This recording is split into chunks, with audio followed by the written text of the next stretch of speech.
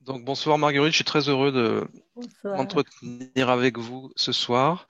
C'est la première fois, puisqu'on ne s'est pas parlé avant l'émission, je voulais garder un peu la fraîcheur, la spontanéité de l'entretien, disons. Donc je dois dire que je suis très impressionné de vous parler parce que vous êtes une personnalité avec un parcours d'une très grande richesse. Et puis vous êtes associé bien sûr à ce livre dont on va parler ce soir aussi, qui lui-même est un livre mythique, on peut dire, unique en tout cas, ça c'est sûr. Voilà, donc pour ceux qui ne vous connaissent pas du tout, on peut dire que vous êtes une linguiste, une orientaliste, vous êtes originaire de Hongrie, donc vous êtes né à Budapest, je crois. Oui, Vous êtes venu en France dans les années 60, euh, 65, oui. voilà, en tant qu'étudiante pour étudier la civilisation sumère, dont vous êtes une sumérienne, pardon, dont vous êtes une spécialiste également. Euh, vous êtes également formé en médecine énergétique chinoise, vous êtes thérapeute, enfin voilà, vous avez fait plein de choses. Et bien sûr, vous êtes une des traductrices des dialogues avec l'ange. Vous avez connu Gita Malache donc en Hongrie dans un premier temps quand vous étiez enfant, et puis vous l'avez retrouvé en France ensuite, donc quand vous étiez à Paris, et elle vous a recruté entre guillemets parmi son équipe de traducteurs, traductrices pour cette première version des Dialogues avec l'Ange qui est parue en 1976 et qui a connu un destin extraordinaire et qui est un livre encore aujourd'hui, bien sûr, d'une très très grande portée, d'une très très grande actualité. Donc je montre cette édition que j'ai, moi, qui est celle de Aubier 1990, donc traduction révisée. Je ne sais pas si vous avez travaillé sur cette version. Donc, Voilà, j'ai c'est la travaillé version. sur la première, oui. Voilà, donc cette version-là est une traduction révisée qui fait autorité, disons, chez Aubier 1990. Et ce livre, je pense que beaucoup d'entre vous qui nous écoutez l'avaient lu. Sinon, vous aurez certainement envie de le lire après cet entretien, parce que effectivement, Marguerite a aussi consacré une grande part de son activité à parler de ce livre, de son histoire, et vous êtes resté aussi une proche, confidente même de Gita, euh, vous l'appeliez votre maman, votre deuxième maman en quelque sorte. Euh, et donc vous avez aussi contribué à faire connaître cet ouvrage extraordinaire euh, autour de nous. Donc peut-être première chose pour qu'on vous situe bien. Comment est-ce que alors vous avez découvert en fait le manuscrit original au moment où vous étiez à Paris. Donc Gita vous a remis le manuscrit sans vous dire qu'elle était elle-même liée à cette histoire-là. Donc vous avez lu le texte en hongrois, c'est bien ça. Vous êtes admirablement renseigné. Ouais, je me suis un petit peu renseigné sur l'histoire quand même. C'est incroyable à quel point vous savez tout de moi. Ah non, pas tout, non. Merci. Euh, oui, je suis arrivée en France en 65, 1965, et par un miracle, par une rencontre extraordinairement orchestrée par les anges, très peu après, une semaine ou 10 jours après que je sois arrivée en France, j'ai retrouvé Gita sans l'avoir cherchée parce que je ne savais pas qu'elle est en France et elle ne savait pas évidemment que je suis en Hongrie. Et c'est une dame que j'ai rencontrée à la poste de la rue Littré où j'habitais et où j'ai payé 1 minute pour rassurer mes parents que tout va bien. J'avais 20 ans et évidemment toute seule en France, mes parents étaient un peu inquiets. Et je n'avais que 3 dollars dans la poche quand je suis venue. Et je suis venue pour faire mes études uniquement. Je ne voulais pas rester en France. Et en sortant de la cabine, où j'ai parlé le hongrois évidemment avec mes parents, une dame m'a dit, mais j'ai entendu, vous êtes hongroise. Je dis oui, oui. Elle dit, je suis peintre, artiste peintre. Est-ce que tu veux boire un thé chez moi? Et Gita habitait chez elle. Donc, c'était absolument invraisemblable que elle m'a dit, elle s'appelait Rosie Ray, elle m'a dit, mais je ferme la porte du jardin Et pendant ce temps, tu peux sonner. C'est une Hongroise qui est là. Tu peux lui parler le hongrois parce que je ne savais pas bien le français. Et, et alors là, les larmes et les cris de joie.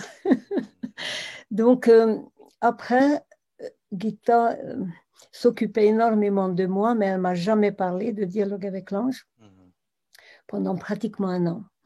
Elle est venue me voir pour m'amener des couvertures, pour m'amener à manger, pour m'amener des pulls, des manteaux.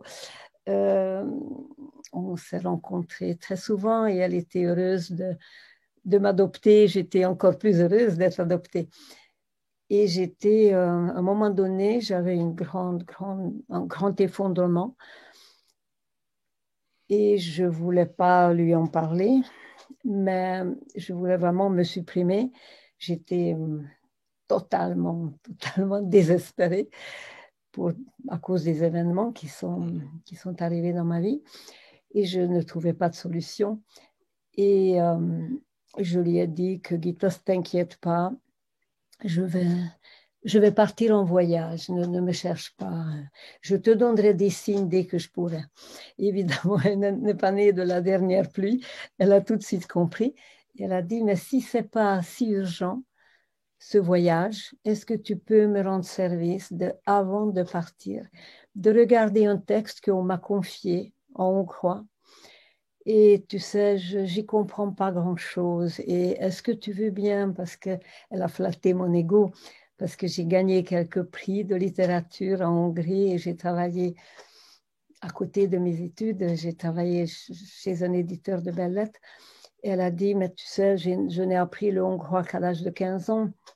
Tu connais bien mieux cette langue. C'est une sorte de poème, quelque chose qui me dépasse complètement. Est-ce que tu veux regarder pour me dire si ça vaut le coup ou pas d'être publié? Et je suis tombée, pieds joints dans le piège, piège d'amour. Et ma chambre de bonne était incandescente parce que je clamais en hongrois à haute voix. Je tournais en rond et puis de temps en temps je sortais parce que c'était tellement fort que je ne supportais pas la haute vibration. Et bref, je l'ai appelée tout le temps en disant, elle habitait là, et les Roses. Et moi, j'étais rue Littré. Et tout le temps, je lui ai dit, il faut que tu connaisses ça, il faut que tu lises. Et puis elle a dit, oui, mais d'abord, dis-moi, qu'est-ce que tu as mangé aujourd'hui? J'ai dit, mais tu me casses les pieds, c'est pas possible, c'est uniquement ça qui m'intéresse, ce qui est dedans, ça a été donné pour moi exprès, pour me sauver la vie. Elle dit, oui, tu t'emballes, oui, je te connais. Et constamment, elle voulait me refroidir. Et j'ai dit, mais Gita, ça te fera du bien de connaître ça. Jusqu'au jour où j'ai rêvé, et dans un rêve, je l'ai vue comme faisant partie de cette équipe. Et je l'ai appelée victorieuse. Ça y est, Gita, je sais maintenant, j'ai une preuve irréfutable que tu dois connaître au moins quelques lignes de cet enseignement parce que ça dépasse tout ce que j'ai pu imaginer et espérer dans ma vie. Et tu sais, j'ai rêvé et dans mon rêve, tu étais dedans. Alors, ça veut dire que tu dois connaître. Et elle ne répond pas. Je dis, Gita, tu sais, je sais que tu ne connais pas, mais si dans mon rêve tu étais dedans, c'est que il faut que tu connaisses. J'aimerais te lire. Rien, aucun mot. Gita, tu entends. Et tu étais dedans. Dans mon rêve, tu étais dedans. Et elle dit, oui, j'étais dedans. Bon, évidemment, je pensais que mon rêve. Et puis, on a conversé comme ça, en répétant dedans. En hongrois, ça veut dire ben. Oui, mais et à un moment donné, j'ai dit, Gita, attends, tu étais vraiment dedans. Elle dit, oui. Enfin, donc, elle vous a enfin, tu manipulé. comprends. Et, oui, Elle vous a manipulé avec bienveillance, quoi. Elle a essayé oui, de voir comment vous receviez ce texte dans un oui, premier temps. exactement, parce qu'elle m'a dit, parce que j'ai dit, pourquoi tu ne m'as pas dit dès le départ? Parce qu'elle a remplacé par un A, le G, Gita, G, était remplacé par un A. Donc, je pensais que c'est Anne. Je dis, pourquoi tu m'as pas dit? Elle a dit, parce que je sais que tu m'aimes et tu l'aurais lu pour me faire plaisir. Mhm. Et elle a tellement respecté ma liberté Mhm. que... et après, bon, je dis, je veux te voir tout de suite, tout de suite, tout de suite. Et donc, j'ai foncé, j'ai pleuré dans ses bras, et j'ai lu et relu et relu à haute voix à elle et puis à Lottie, à son mari. C'était vraiment inoubliable ce moment. Et donc, c'est là où elle m'a proposé gentiment, généreusement, parce que tout le monde était très âgé autour de moi. Moi, j'étais vraiment vert, quoi, vert et pas cuit, pas du tout cuit. Et c'était un honneur inespéré pour moi de faire partie de cette petite équipe de 5 personnes. D'accord. Alors oui, ce qui est extraordinaire, donc, c'est que vous avez su, à travers un rêve, qu'elle faisait partie de cette aventure. Ouais. Euh, Parce que oui, vous-même, donc, vous aviez été victime d'une agression violente, vous avez fait une expérience de mort imminente. Il y avait un contexte politique aussi lié au régime de la Hongrie à cette époque-là, donc c'était une situation très complexe aussi pour vous. Euh, mais alors, j'ai perdu déjà mon idée. Oui, il faut quand même préciser, il faut quand même peut-être situer pour certaines Oui, oui, personnes oui, ce que sont les oui, dialogues avec l'ange, hein. Donc, en fait, il s'agit donc d'une expérience vécue par 4 jeunes Hongrois, donc à partir de 1943, ce qui a duré 17 mois, hein, et c'était 4 jeunes artistes, donc en pleine donc Seconde Guerre mondiale, qui se sont rassemblés. Ils étaient très amis. Ils se sont rassemblés dans un petit village, hein, vous me dites si je dis des bêtises, hein, et Bouddha Bouddha. voilà, Bouddha-Liget. Et ils échangeaient. Ils étaient assez férus de spiritualité les uns les autres, pas croyants religieux pour autant. Et soudain, au cours de leur discussion, il y a un des personnages, donc Anna, qui s'est mis à parler en disant: attention, ce n'est plus moi qui parle. Et là, pendant 17 mois, ils se sont mis à avoir cette expérience qu'on appelle aujourd'hui une canalisation. Je ne sais pas si c'est un terme que vous acceptez. Un échange avec quelque chose, une entité. Donc, ils ont baptisé l'ange. Alors, c'est un peu métaphorique. On va revenir sur cette notion d'ange.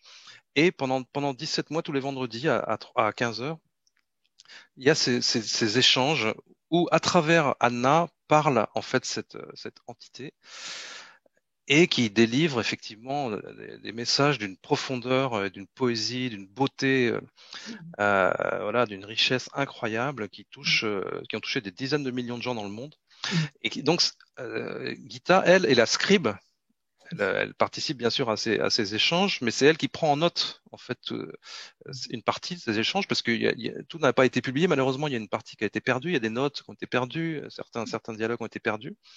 Mais ce qui a survécu est proprement extraordinaire et a touché des gens au-delà des croyances, des religions et des nationalités. Ça a touché du monde dans tous les pays.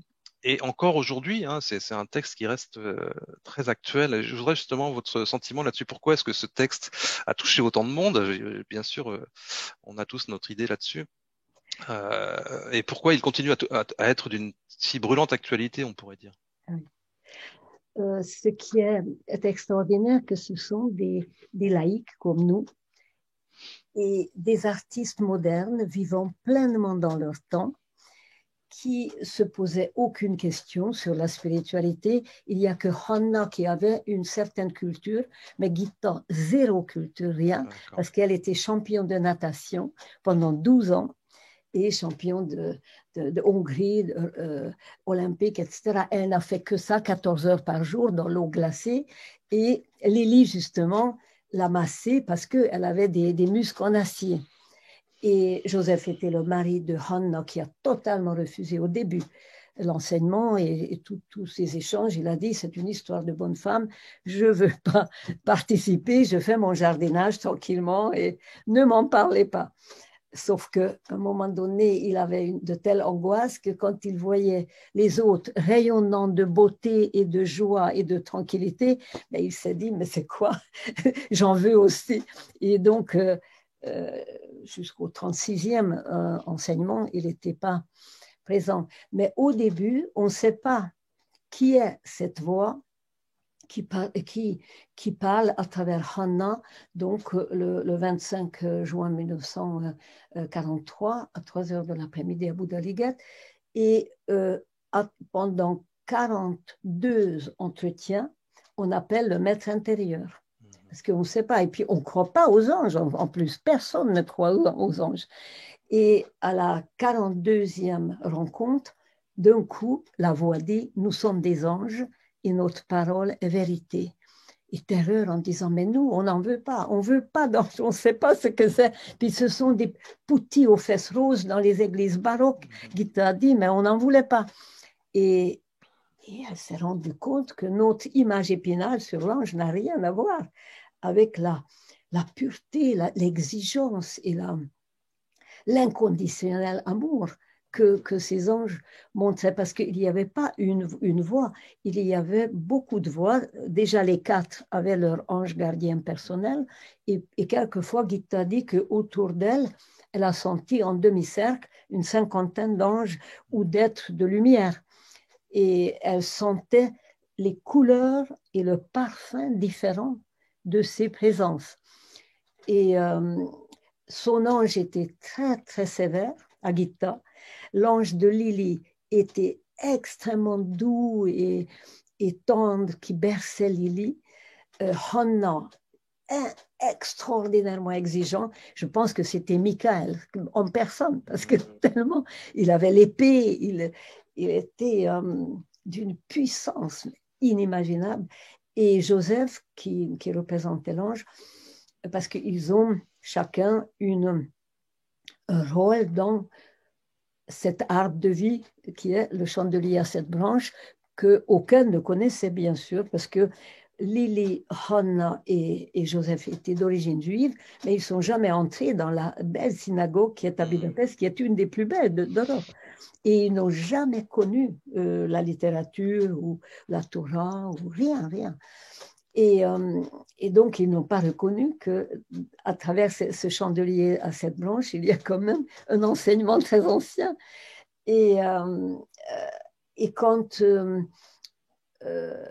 oui, ah oui, pardon, vous m'avez posé la question, pourquoi c'est si actuel? D'ailleurs, c'est traduit en 23 langues. Ouais. Nous sommes en train maintenant de traduire en arabe, ce qui était mon rêve depuis si longtemps. Notre association s'en occupe. Et parce que c'est quand l'ange dit que tout va s'effondrer, mais que c'est bon, que c'est bien ainsi, parce que le nouveau ne peut venir qu'après. Et à la fin de la guerre, on pensait que il n'y aura pas d'autre effondrement. Mais maintenant, à notre époque, nous vivons vraiment l'effondrement des vieux systèmes. L'ange appelle ça des vieilles peaux, et qui tombent pour que le jeune pouce puisse aller vers une verticalité. Parce que si notre évolution n'est pas verticale, mais ce n'est pas une évolution. Ce n'est pas dans le sens de Darwin qu'on peut évoluer. Et nous avons un saut quantique vraiment à faire, un déclic pour se nourrir et amorcer cette verticalité. Et c'est pour ça que le dialogue avec l'ange est actuel, parce que c'est au-dessus des religions. Il n'y a pas du tout de dogme. Donc, je connais des bouddhistes qui s'en nourrissent, je connais des taoïstes qui s'en nourrissent, toutes les religions, mais c'est au-dessus des religions. Les chrétiens très dogmatiques ont peur un peu Mais ça. c'est ça qui est paradoxal, parce qu'il y a la figure de Jésus Jésus. qui est très présente, et bien sûr donc l'ange lui-même, enfin eux-mêmes en l'occurrence. On parle de Dieu. Alors Dieu, c'est intéressant parce que Dieu, c'est à la fois un masculin et un féminin, hein, c'est désigné par cette lettre O avec le Eux, tréma, qu'on dit oui, E en hongrois. et encore, oui. Et donc, oui, dans la traduction justement de 1990, la préface insiste bien sur cette idée, on en parlait la semaine dernière, hein, ici même, que c'est à la fois une entité masculine et féminine. Hein. Donc ça, Oui, le hongrois ne connaît pas le masculin et le féminin comme voilà, les anciennes langues en général. voilà. Le chinois non plus. Donc... Donc c'est quand même très, très judéo-chrétien, en tout cas marqué par l'imagerie des monothéismes. Mais effectivement, ça parle au-delà de ça. C'est ça qui est impressionnant, qui est paradoxal. Parce on parle beaucoup de Jésus quand même aussi dans ces Jésus échanges. comme prototype pour l'homme nouveau. Un archétype. Mais au-delà des religions, si j'ose dire, Jésus n'était pas chrétien. Le christianisme en a fait, et heureusement, moi je me sens profondément chrétien aussi, mais je trouve que au-delà de tout isme, nous, intérieurement, nous avons une soif de lumière.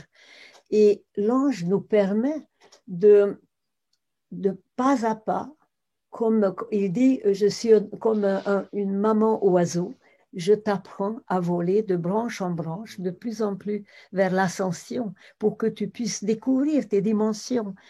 Et l'ange est un enseignant, mais qui respecte infiniment leur intimité et leur liberté. Et on peut dire que Dialogue avec l'ange se construit, enfin, comment dire, est fait de 3 morceaux. Le premier morceau, Abu Dhaligat, Abu Dhaligat, c'est 40.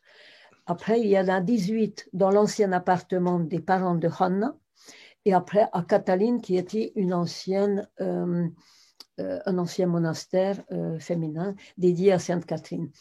Et c'était transformé en usine de guerre pour fabriquer des vêtements pour des soldats, parce que Gita voulait sauver, et elle a réussi de sauver 135 femmes et 8 enfants grâce à cette usine de guerre, parce qu'elle n'a employé que des juifs qui amenaient leurs petits.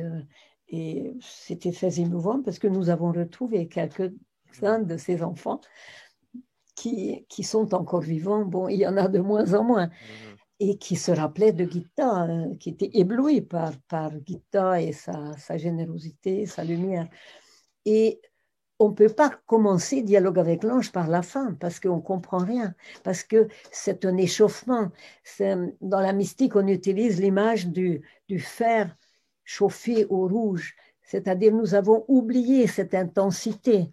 Et l'ange dit le début, quand Gita dit « que dois-je faire ?» l'ange dit « brûle, brûle ». En hongrois, égi, c'est 3 lettres, mais ça monte. Fais ton ascension, ta verticalité, découvre ta verticalité. Et l'ange amène de plus en plus vers cette incandescence, vers cette transparence aussi. Il dit, soyez des vases d'or transparents, des calices où lui peut agir. C'est pas vous faites rien. Ça rejoint la mythologie sumérienne à laquelle vous êtes beaucoup intéressé, cette histoire de calice et du cœur. Justement, on peut préciser que malheureusement, donc Anna, Joseph et Lily ont péri dans les camps d'extermination nazis, effectivement. Ils étaient tous les 3 juifs laïcs. Et Gita elle-même donc a survécu. Elle n'était pas de confession juive, ni d'ascendance juive. Donc elle était chrétienne. Oui. Voilà, c'est ce qui lui a donc sauvé la vie. Et d'où encore le paradoxe de la présence de Jésus à nouveau dans ces échanges-là, puisque pour les Juifs, voilà, Jésus, en l'occurrence, n'était pas chrétien, vous avez dit, mais il était juif, mais pas reconnu comme le Messie en tout cas. Enfin bon, on va pas rentrer dans des... plus que juif. Plus que juif. Je crois. Et il n'avait pas une nationalité, il était... il nous a fait découvrir qu'il y a une filiation entre l'énergie originelle de la lumière des lumières et l'humain. Et ça, c'est énorme. Et lui, il a toujours dit, je suis le fils de l'homme. Bon, évidemment, il a parlé de son père, etc. Mais Hannah était éprise de Jésus. Elle était amoureuse depuis son enfance. Elle a dit qu'à l'âge de 3 ans, elle est tombée amoureuse de Jésus. Et elle allait très souvent dans les églises. Par exemple, à Pâques, elle passait 3 jours dans l'église de Marie-Remetin, qui est à côté de Boudariguet. Elle allait à pied, c'est de 2-3 kilomètres. Et elle vivait des moments d'extase, vraiment, avec Jésus. Donc, certes, et puis, par exemple, Gita m'a raconté que quand elle a appris qu'il y a une ordination de prêtre, elle a préparé un tableau, mais toujours le Christ ressuscité ou le Christ bénissant, jamais le Christ crucifié, et elle a offert au futur prêtre. Elle a pris le train pour aller apporter ce cadeau à un inconnu, qu'elle a entendu parler qu'il y a un prêtre. Donc, elle avait quand même un lien extrêmement intime, fort avec Jésus, que Gita n'avait pas du tout, ni Joseph, ni Lily. D'accord.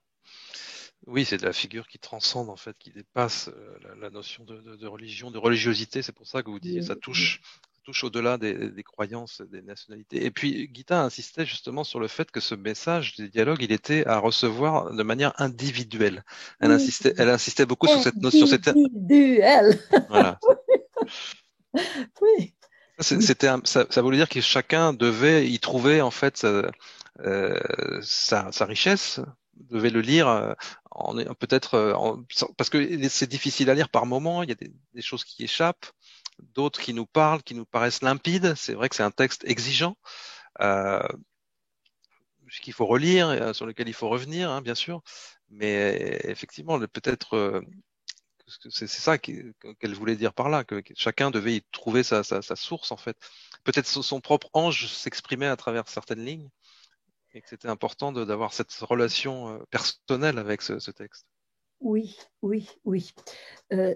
Parce que nous sommes des êtres uniques. Nous ne sommes pas des eunuques, nous sommes des êtres uniques.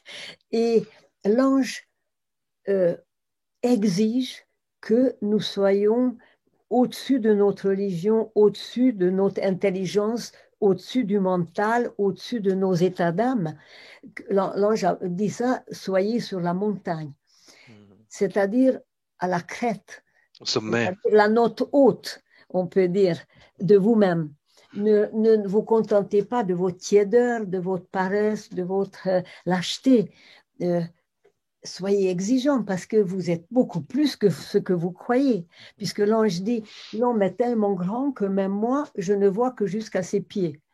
Donc, ça donne des dimensions incroyables. Et l'homme ne veut pas y croire parce que l'homme s'est identifié qu'il descend du singe et que tout est foutu. Mais l'ange dit non, tu es fait de lumière et aussi de matière, heureusement. Et nous n'avons pas de matière, dit l'ange, et c'est ça qui nous manque. Et justement, on vous aide parce que seul vous pouvez accomplir cette mission qui vous est donnée, que les Chinois appellent le mandat céleste, que les Sumériens appelaient le Usakalama, c'est-à-dire l'homme, qui est le lien entre le monde visible et le monde invisible, entre le monde d'en bas et d'en haut, entre le monde intérieur et extérieur, etc. Donc, on doit tisser des passages pour que le monde créateur puisse remplir et illuminer le monde visible, le monde créé. Si on se tient au sommet de nous-mêmes, ça permet aussi à l'ange justement de descendre. Exactement, bravo, bravo. Vous connaissez l'enseignement de 79 où l'ange parle de l'individualité. Et où il donne cette image de la transfiguration quand Jésus était avec Pierre, Jean et Jacques sur le mont Tabor, et que l'ange ne peut poser son pied que sur ce sommet de nous-mêmes. C'est au sommet de toi-même que tu peux me poser la question, dit l'ange. Et l'ange dit aussi à Lily, dans un cahier de Lily que nous avons retrouvé postérieurement, il dit, élève ton cœur jusqu'où la grâce peut descendre sur toi. Donc, c'est à nous. Et moi, ça m'a mis en colère. Quelquefois, j'ai dit à Gita, c'est quand même incroyable. Moi, j'ai besoin de mon ange quand je pleure, quand je me sens perdue, quand je suis dans la gadoue, quand je suis dans mon désespoir. C'est bien joli que l'ange dit, je suis toujours dans la joie, mais moi, je n'arrive pas. Et Gita dit, c'est justement ça que l'ange te demande. parce qu'il est pur feu, il ne peut pas marcher dans tes larmes parce que l'eau se dessèche dès qu'il pose un pied, s'il avait des pieds. Et, euh, et quand j'ai compris que je dois me dresser et offrir mon cœur jusqu'où je ne peux pas aller, comme Kazantzakis dit, va jusqu'où tu ne peux pas. Et c'est là où l'ange est là. Par exemple, ma soif. Et Gita, elle a dit, mais combien de fois je me suis retrouvée euh, euh, à la porte de cette maison de Bouddha Liget que je connais très bien. Et elle a dit, je me mettais comme ça sur la porte et je regardais et j'attendais, j'attendais, j'attendais. Et elle savait que quelque chose va venir, mais ça a dépassé complètement toute son imagination ou son espérance. Et d'ailleurs, c'est Lily aussi qui était scribe, parce que quand l'ange parlait à Gita, c'est Lily qui notait. Quand l'ange parlait aux autres, c'est Gita qui notait. Mais il fallait bien que quelqu'un note quand Gita recevait son enseignement. Donc, Lily a noté beaucoup. Ouais. Alors oui, cette nécessité de se redresser, de s'élever, même dans les pires circonstances, ça explique aussi peut-être pourquoi ce message est venu à ce moment-là de l'histoire du monde, hein, bien sûr, au cœur de la Deuxième Guerre mondiale, dans la barbarie nazie, etc. Ça les a aidés d'ailleurs, hein, les trois qui ont été déportés dans l'attitude qu'ils ont pu avoir face à la mort. Ils ont aidé les autres. Lily, elle a donné des cours de relaxation dans la cour de Ravensbrück. Il faut quand même le faire. Ça fait penser à Etty Hillesum aussi. Oui, tout à fait. Que Gita a tant aimé, que moi aussi. Ah oui, ça, c'est extraordinaire. Maintenant, elles se connaissent, mais bon, à l'époque, c'était un enseignement unique. Alors, il est dit que donc, si on se redresse, si on s'élève, l'ange peut descendre. Il est dit aussi que l'homme est le pont, en fait. L'homme est le pont entre cette lumière et cette matière, entre la sphère spirituelle et la sphère matérielle. C'est l'homme lui-même qui est le pont au-dessus de l'abîme. Et en même temps, l'ange, la dimension angélique, on va y revenir par la suite, c'est aussi une espèce de monde intermédiaire. C'est un monde intermédiaire entre Dieu et l'homme. Comment est-ce qu'on doit comprendre ça, que le fait que d'abord que cette notion que l'homme est le pont. L'homme peut devenir, mais pas n'importe quel homme. C'est l'homme quand il découvre ses dimensions divines, il découvre que c'est pas lui qui dirige les choses, mais qu'il peut être réceptacle, il peut être calice justement d'une énergie de lui, une énergie divine dont il peut être la main, les yeux, les oreilles, parce que l'ange dit à Gita et à Lily, mais soyez nos mains, soyez nos yeux, soyez nos oreilles, que chacun de tes actes offre chacun de tes actes pour lui. Donc, nous devenons complètement transparents pour ne pas gêner cette opération, mais pour devenir transparent, l'ange a par exemple des exigences, c'est de ne jamais mentir, parce que le mensonge va faire un voile et le mensonge va nous tirer vers des vibrations très, très basses. Parce que pourquoi on ment? Parce qu'on a peur. Et pourquoi on a peur? Parce qu'on a peur de perdre l'estime de l'autre ou l'admiration de l'autre. Mais c'est l'ego qui veut être applaudi. Et donc l'ange, très sévèrement quand même, il les reprend plusieurs fois, Gita surtout, Gita euh, qui joue son petit jeu quelquefois par rapport à l'ange. Et en même temps, Gita est tellement sincère et tellement offerte, tellement quelquefois découragée parce que elle veut à tout prix sauver ses amis. Elle ne fait que courir dans les bureaux. Elle trouve quand même 4 passeports différents pour Hannah. Et Hannah refuse tout. Et Gita espère jusqu'au bout de pouvoir les sauver. Et elle va apprendre assez tard, je veux dire 1 an après, que vraiment, vraiment, ils ne reviendront plus jamais. Et c'est une blessure inguérissable. Mais Gita pouvait à peine en parler. C'était terrible pour elle. Donc l'homme doit subir ou être consentant pour une transformation, c'est-à-dire constamment se remettre en question, déjà c'est le premier pas, et de laisser faire une énergie qui est plus lumineuse que lui, mais qui est en lui, pour que ça prenne la place. Parce que, comme l'ange dit, l'homme d'abord joue le maître, mais quand le vrai maître arrive, mais il doit s'effacer et être le serviteur de ce maître. Il faut reconnaître en soi qui est le maître. Et c'est un travail vraiment très, comment dire, un travail de démolition, si j'ose dire, de ses idées, de ses projections, de ses attentes, de son profit, de sa structure, quoi. Et donc, il faut accepter ce travail petit à petit d'érosion pour qu'une transformation s'accomplisse. Le mot transformation, c'est un mot-clé. Dans le 29, justement, où l'ange, dans l'enseignement 29, où l'ange commence comme ça, je vous parle du berceau de la joie. Alors moi, je fermais mes yeux, j'imaginais un jardin fleuri avec une fontaine au milieu, des petits oiseaux. Et puis, je lis deuxième ligne, haine, feu, poison. C'est cela le berceau de la joie. L'homme est le grand transformateur. La force non transformée, la force non utilisée dévaste, empoisonne. Et l'ange dit, cette phrase incroyable, que le mal est le bien en formation, mais pas pas encore encore prêt. prêt. Oui, j'aime Ah, beaucoup ça. ça, c'est un mantra dans ma vie. Moi Et aussi. chaque fois quand je veux juger quelqu'un, il faut dire, je ne suis pas très, très copine avec Bill Gates et compagnie. Et quelquefois, je me rappelle, mais il faut prier pour lui, il faut espérer un éveil, il faut envoyer des énergies de transformation parce que sinon, on va tirer l'un l'autre vers le bas.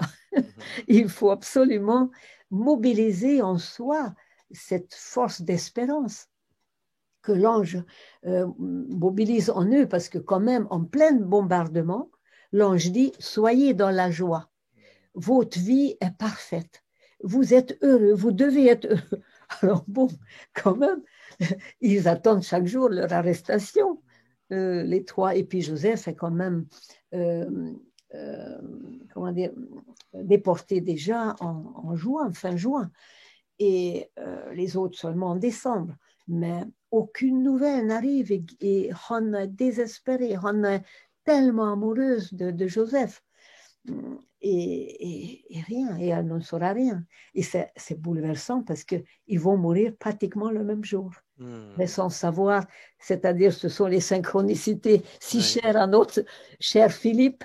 Et en parenthèse, merci pour ce livre qui était le premier que vous avez coécrit avec Philippe Guillemot, La physique de la conscience. Où j'ai vu les citations de Dialogue avec l'ange et je ne l'ai acheté que pour ça. Et puis là, la découverte, et j'ai lu, j'ai relu, et puis maintenant j'en parle tout le temps. Puis évidemment, j'ai lu les deux autres livres parce que ça devient de plus en plus actuel. Et même un grand physicien découvre la force de ce livre, mais un peintre découvre d'autres aspects. Par exemple, ça.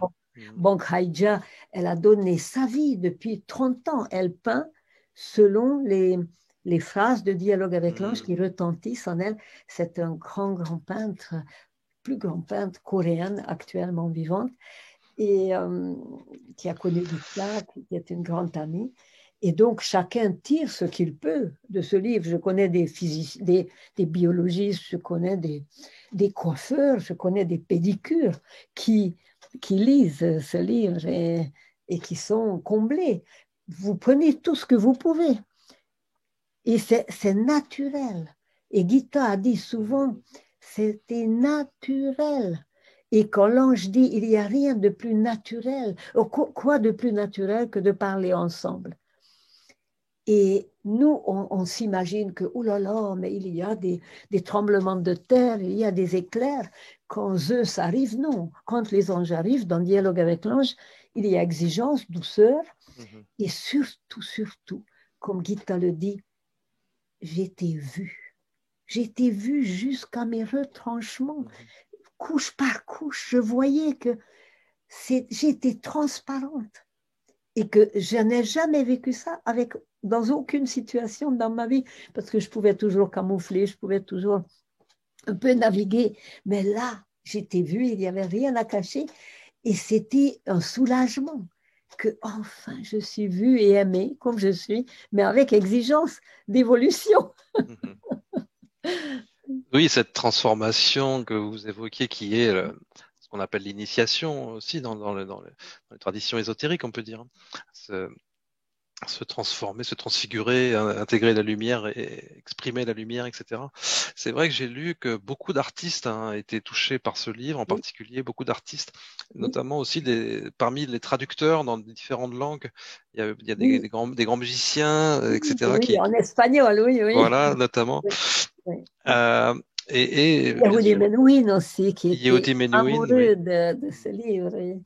Françoise Ça, Hardy, euh, Soisardi, elle d'accord. lit, oui, oui, encore aujourd'hui. Juliette Binoche, je sais qu'elle avait Oui, été très oui, touchée parce qu'elle voulait l'adapter aussi, elle voulait en faire quelque chose oui, au ben, cinéma. j'espère qu'elle va le faire. Ça serait merveilleux, et ça serait merveilleux que ça se fasse. Ça parle donc vraiment à notre cerveau droit, mais ça parle aussi aux scientifiques qui ont développé cette sensibilité, cette ouverture à ce qui dépasse la matière, etc. Bien sûr. Hein. Alors, je voulais me passer une question que je peux peut-être vous poser au fil du dialogue. Merci pour cet enseignement magnifiquement exprimé. Vous avez parlé de Nikos Kazantzakis. Oui. Oh, ben, Savez-vous s'il connaissait ces dialogues? non, pas du tout. Mais non, il est mort en 48, non, en 50, je sais pas quoi. Non, non, non. Il ne pouvait pas connaître. Non, non, non. Ah non. Non, mais c'est un de mes amoureux, si j'ose dire, de ma jeunesse. D'accord. J'ai tout lu de lui en Hongrie parce que la Hongrie est un peu entre l'Orient et l'Occident comme la Crète. Et Mhm. donc j'avais une intimité avec lui. Et puis la lettre à Gréco, c'est vraiment, ça m'accompagne toute ma vie. D'accord. Il faut dire que vous avez lu beaucoup de choses dans votre jeunesse. Vous étiez dans un milieu quand même cultivé. Vous avez été sensibilisé à beaucoup de choses dans la spiritualité. On était obligés parce que sinon Ouais. on C'était était une manière étouffés. de s'évader un peu aussi, ouais. Oui. Pas pour s'évader, non. C'est parce que à la Révolution hongroise en 56, j'avais 12 ans. Mhm. 12 ans et demi exactement, et j'ai vu des morts, des Russes qui sont morts dans leur tank et des Hongrois qui étaient morts ou blessés. Et ma famille a accueilli ces blessés et on a déchiré les draps et on a fait des pansements. Et ça m'a marqué que après, quand la révolution était écrasée, beaucoup de mes voisins, de mes amis, même des jeunes de ma classe étaient arrêtés parce qu'ils ont participé et condamnés à mort. Et Mhm. on attendait qu'ils aient 18 ans pour pouvoir les pendre. Mhm. Et je me disais, qu'est-ce que je pourrais leur envoyer subtilement qui les ferait traverser la mort? Quel enseignement, quelle phrase, quelle perle, parce que la perle vient d'une blessure de la coquille, dans la coquille, et qu'ils puissent fabriquer comme un corps d'immortalité pour traverser la mort vivant. Et donc, très, très jeune, j'ai cherché des enseignements de l'Inde, de Ramana Maharshi, de Vivekananda, de Krishna, plus tard, Krishnamurti, c'est plus tard, j'ai connu Mhm. Krishnamurti, j'étais dans son groupe, parce que je cherchais la nourriture spirituelle qui pourrait faire contrepartie à un régime totalitaire bolchevique qui nous écrasait.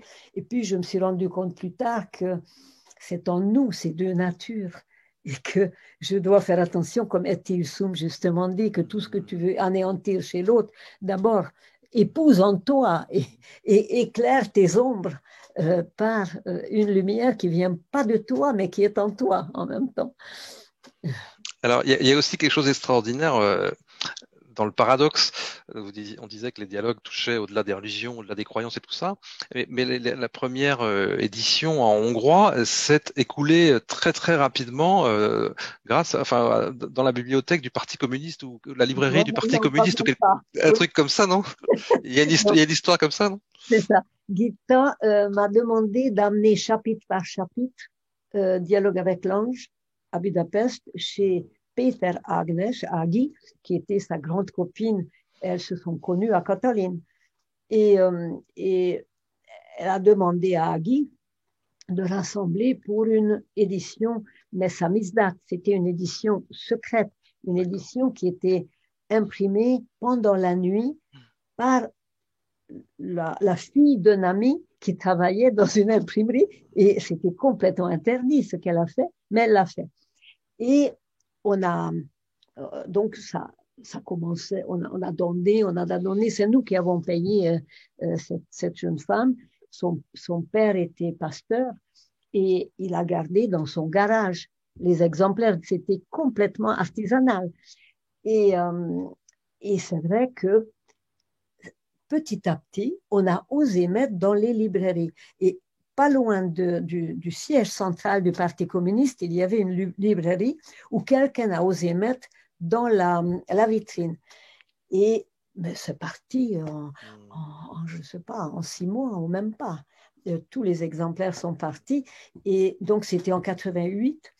Et après, Gita était persuadée que le mur de Berlin était démoli parce que les Hongrois ont laissé passer les Allemands depuis la Hongrie, les Allemands de l'Est vers l'Ouest, et que parce que ce livre a fait un tel travail, on ne pourra jamais prouver ni pour ni contre, mais c'est sûr que tous mes amis en parlaient, c'était merveilleux. Mais on a fait une pub comme ça sous les manteaux parce que j'ai écrit, j'ai téléphoné, bon, c'était chacun a fait, c'était le téléphone arabe.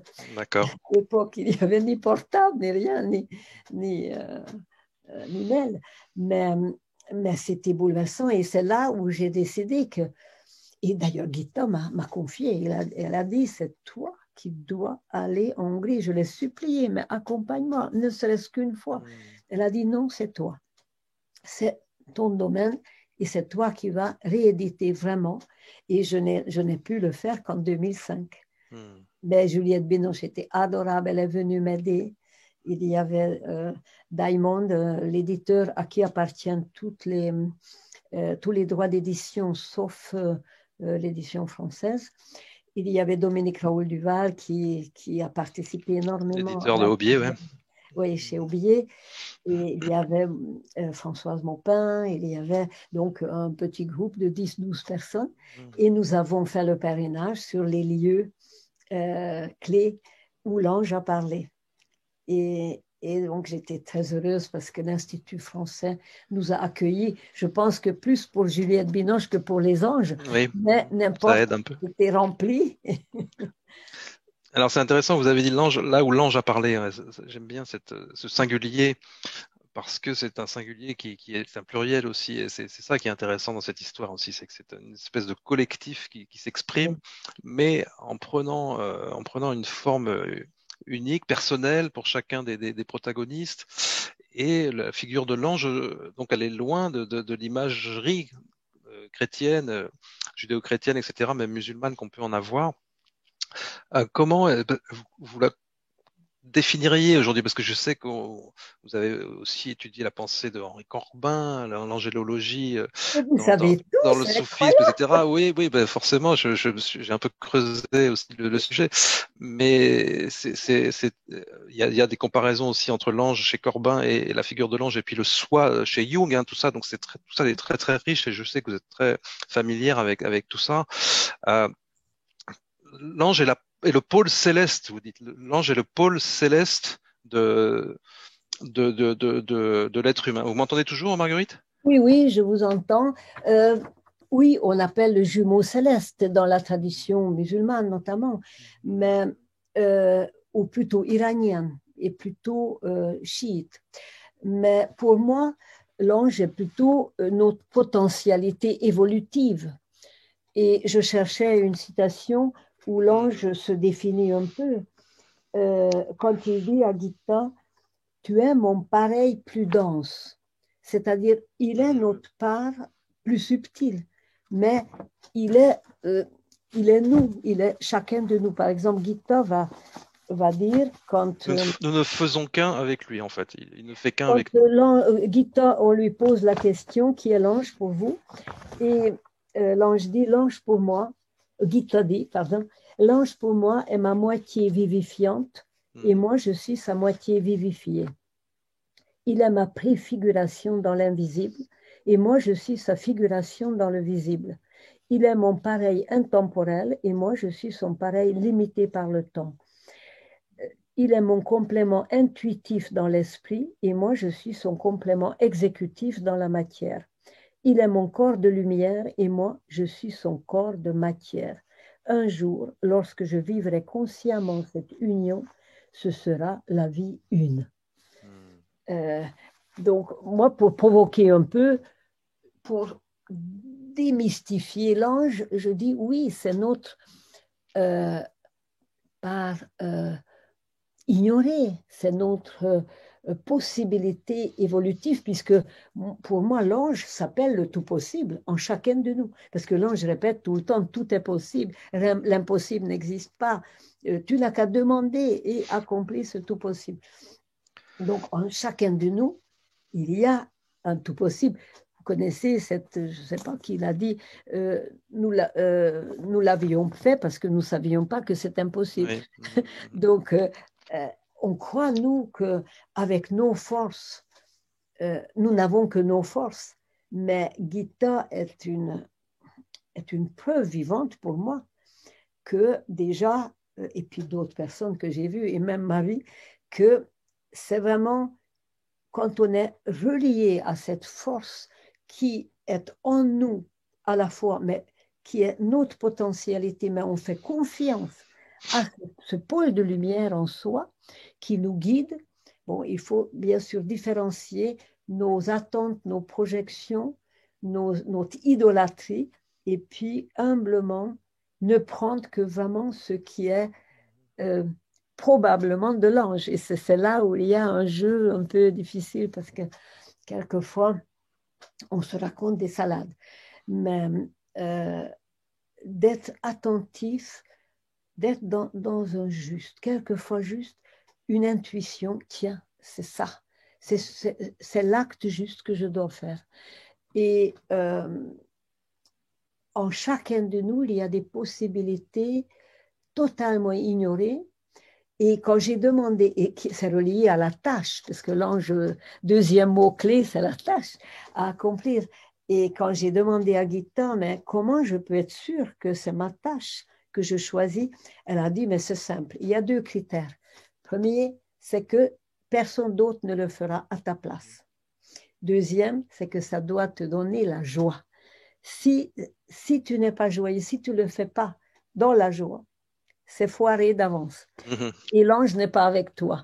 Et c'était intéressant ce que vous avez dit tout à l'heure, que chacun a son ange. Oui, mais par exemple, quand Lily prépare une réunion de congrès sur l'éducation, c'est l'ange de Gita qui vient l'enseigner et lui dit, pense à moi demain, appelle-moi parce que tu auras besoin de rayonner.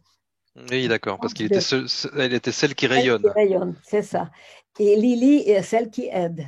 Son ange Celle qui aide. et elle-même, elle s'appelait celle qui aide. Et Joseph, c'était celui qui bâtit. Et Hannah, elle avait trois fonctions. Celle qui parle, le jardinier et, et, et, oui, c'est celui qui mesure. Celui qui mesure. C'est pour ça, c'est très relié à Michael. Et puis cette force qu'il y a. Et Hannah était vraiment l'unique qui était déjà, on peut dire que depuis son expérience de mort imminente, parce qu'elle a quand même vécu deux fois une mort imminente, c'était pas si imminente parce qu'elle était malade pendant 1 an et demi et elle mangeait pas, elle buvait pas pendant 1 an et demi quand même. Il faut le faire. Ah ben, vous avez connu Marthe Robin aussi d'ailleurs à ce Oui, moment. j'ai connu, mon Dieu, C'est c'est incroyable. Vous êtes mon père Non mais confesseur. c'est vous qui êtes incroyable. C'est vous qui êtes incroyable parce que quand j'ai su que vous aviez fréquenté Marthe Robin, Oh oui, c'était un des j'étais grands stupéfait. moments de ma vie. Qui était donc une mystique, une sainte, Ah, quoi, qui est donc ne s'alimentait pas non plus. C'est pour ça que je fais ce rapprochement. et puis qui ne dormait pas et qui avait une mémoire incroyable. Quand je suis retournée, chaque fois que je suis retournée chez elle, moi j'ai déjà oublié de ce dont on a parlé, et elle a continué la phrase là où on l'a laissée 2 ans avant. Alors, Marguerite, quand vous disiez, vous citiez Gita qui disait il faut vivre consciemment cette union avec l'ange, ça c'est la tâche, c'est ça la tâche, Non, pas seulement. pas Oui, c'est seulement. une partie de la tâche. D'accord? La tâche, c'est la délivrance. Hmm, d'accord. L'ange répète plusieurs fois, et quand Gita insiste en disant parle-moi encore de la délivrance, l'ange dit je ne parle que de la délivrance. Je suis venu pour vous enseigner la délivrance. Et c'est très, très beau quand l'ange dit il y aura délivrance lorsque l'unique lumière percera les ténèbres les plus profondes. Nous y travaillons tous. Nous y travaillons avec joie et gratitude. Mhm. Gratitude. C'est vraiment un mantra pour moi. Un don de soi total. Et puis, troisième ou quatrième mot-clé, c'est le don. C'est ad en hongrois. Ad, c'est donner. Le don gratuit. L'ange donne tout gratuitement. Tout cet enseignement, c'est gratuit. Et entre parenthèses, c'est quand même jamais, ça ne s'est jamais passé dans l'histoire de l'humanité, parce que j'ai vraiment étudié toutes les mystiques possibles et Mhm. toutes les apparitions angéliques en Iran, partout chez tous les peuples. C'est jamais passé que pendant 17 mois, Mhm. les anges viennent au rendez-vous et que quelquefois ça s'accélère et ils ne viennent pas seulement vendredi, ils viennent samedi, ils viennent dimanche, ils viennent à n'importe quelle heure. Et c'est pour ça qu'on ne pouvait pas noter, parce que pauvre Anna n'avait pas de crayon. Là. Elle était en train de coudre, parce que ces pauvres femmes ne savaient pas coudre. Et pendant la nuit, il fallait défaire ce que les femmes faisaient comme couture dans la journée et refaire. Parce que le matin, il y avait le contrôle. Et puis, il fallait fournir un certain nombre de chemises, de pantalons, de vestes et de tout. Donc, c'était des Jolly Jokers, comme Gita Mhm. les appelait. Mhm. Et il n'y en avait que 3 Jolly Jokers, mais sur 135. Donc, c'était un travail, mais admirable. Et Gita dit, je ne sais pas comment on l'a fait. Je n'ai aucune explication Mhm. pour ça. Et on l'a fait et on avait des ailes. Et on était tellement rayonnants qu'à la fin, Eva Danoche, c'est celle qui a écrit le dernier convoi, qui est restée en vie et qui a raconté comment Hanna et Lily sont nées au ciel. Et elle dit, Hanna, Lily et Gita rayonnaient à tel point quand elles sortaient de cette petite baraque en bois, parce qu'elles habitaient, Hanna, Lily et Gita, dans un petit bout où on met des outils dans le jardin. Elles ont nettoyé ça parce déjà dans la maison, mais il n'y avait pas de place pour les femmes. Elles Mhm. étaient les unes sur les autres, avec les gosses qui hurlaient la nuit, enfin, et les femmes qui pleuraient, qui étaient désespérées, qui n'avaient aucune nouvelle, qui avaient peur de mourir, qui ont tout perdu. Enfin, c'était psychologiquement difficile à gérer. Et en plus, il fallait qu'elles puissent coudre, parce que sinon, on aurait démasqué Ouais. l'affaire. Mhm. Et donc, c'était admirable ce qu'ils ont accompli. Et Hannah, on peut dire qu'elle s'est sacrifiée pour dialoguer avec l'ange, parce qu'elle savait que si Hannah et Lily, elle savait qu'il y avait quand même la liste des, des, des ouvrières. Ouais. Et si les nazis, c'était des nazis hongrois, les Nyilas, Mhm. s'ils lisent la liste, ben, ils voient bien qu'il y avait quand même pas mal de gens et qu'ils sont partis.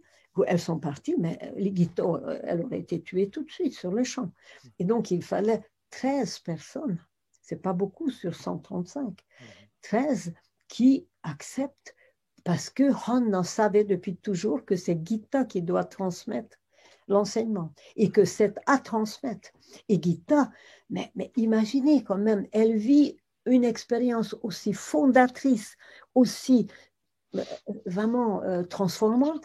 Et après, elle doit se taire.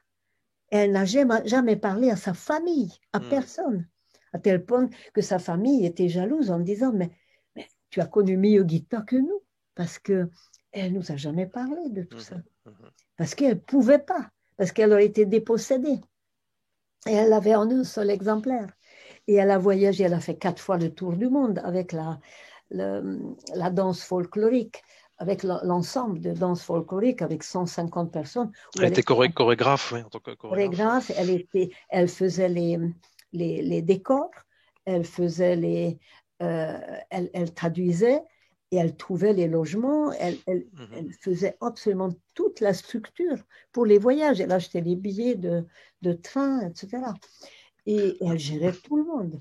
Mais est-ce qu'elle avait conscience d'avoir un trésor entre les mains avant que le livre soit publié? Mais oui. Et elle est venue en France uniquement pour ça, uniquement. Et elle est venue en France parce que le 23 octobre 1956, au moment où la révolution hongroise a éclaté, vous êtes trop jeune, vous n'avez pas beaucoup de souvenirs de ça. Et à ce moment, cet ensemble a joué au Théâtre des Champs-Élysées. Il y avait un certain monsieur Mendelssohn, descendant du musicien, qui a demandé au portier: j'aimerais féliciter le peuple hongrois pour son courage de faire face à l'URSS, aux géants, et qui parle le français dans cette troupe. Alors le portier dit: il y a uniquement l'intendante, c'est-à-dire l'organisatrice et qui fait tout, c'est Gita Malas. Mais où est sa loge? Et il monte dans sa loge et il tombe émerveillé sur les décors que Gita a changé chaque jour, les décors. Elle a refait entièrement les décors. Et il est ébloui. Mais qui a dessiné tout ça? Gita, lui, c'est moi, c'est rien, mais chaque jour je change parce qu'il faut renouveler. Et Monsieur Mendelssohn a même oublié pourquoi il est venu. Il a dit: mais vous savez, je fais des couvertures de disques et j'aimerais vous commander. Et Gita a dit: mais moi, je ne peux pas travailler pour la France. Je suis derrière le rideau de fer. Ah, mais débrouillez-vous. Et parce qu'elle s'est débrouillée pendant 1 an pour être payée par M. Mendelssohn pour faire des couvertures de disques, qu'elle a pu venir en France. Et c'est pour ça qu'elle a choisi la France.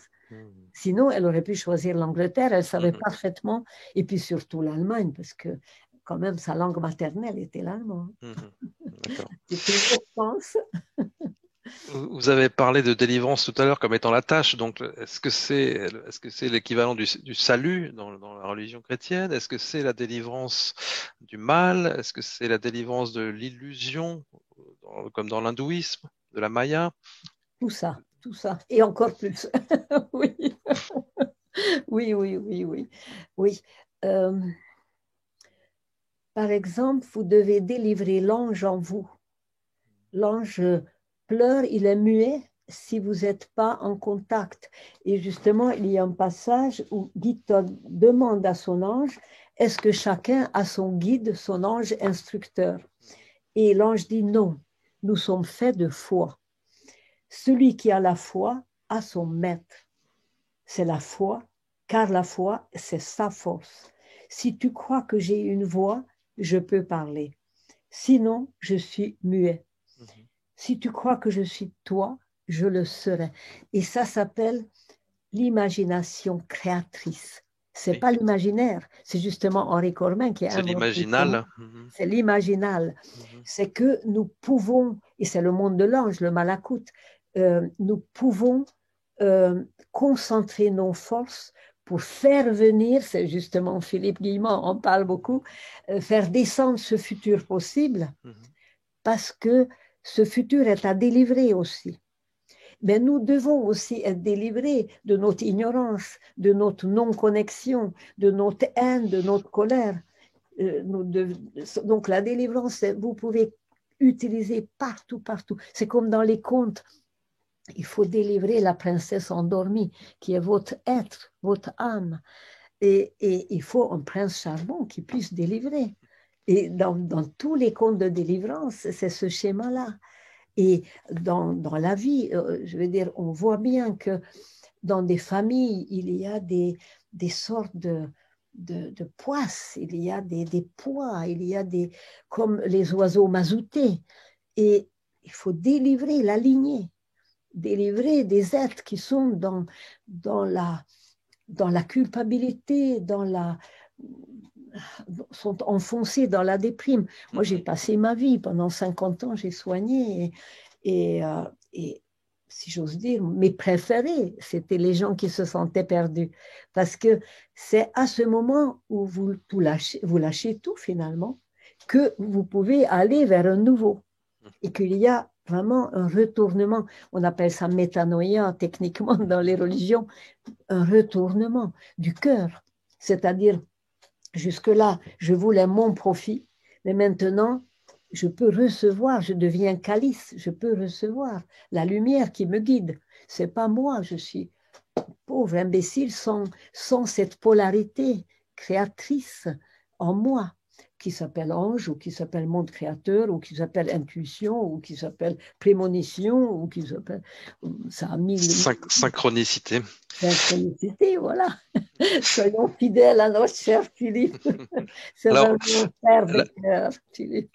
la notion d'ange gardien, est-ce que ça a du sens malgré tout, malgré toutes les C'est un peu réducteur, dérives? parce que l'ange n'est pas uniquement gardien.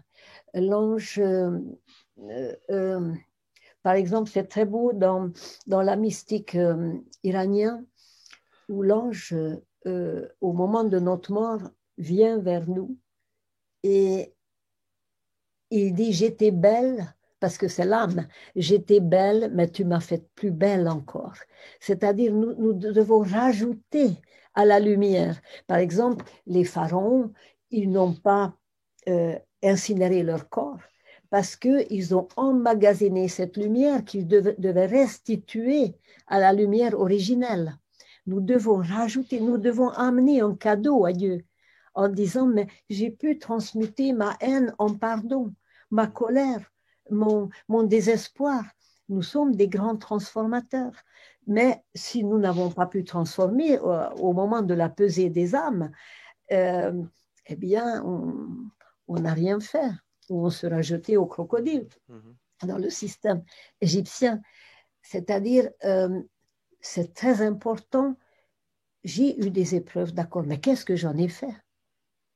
Et ça peut être un lieu de compassion, par exemple, ou d'humilité. On ne peut jamais avoir assez d'humilité, d'avoir une épreuve et attendre quel est l'enseignement dans cette épreuve. C'est ce que je me demandais, évidemment, pendant le confinement.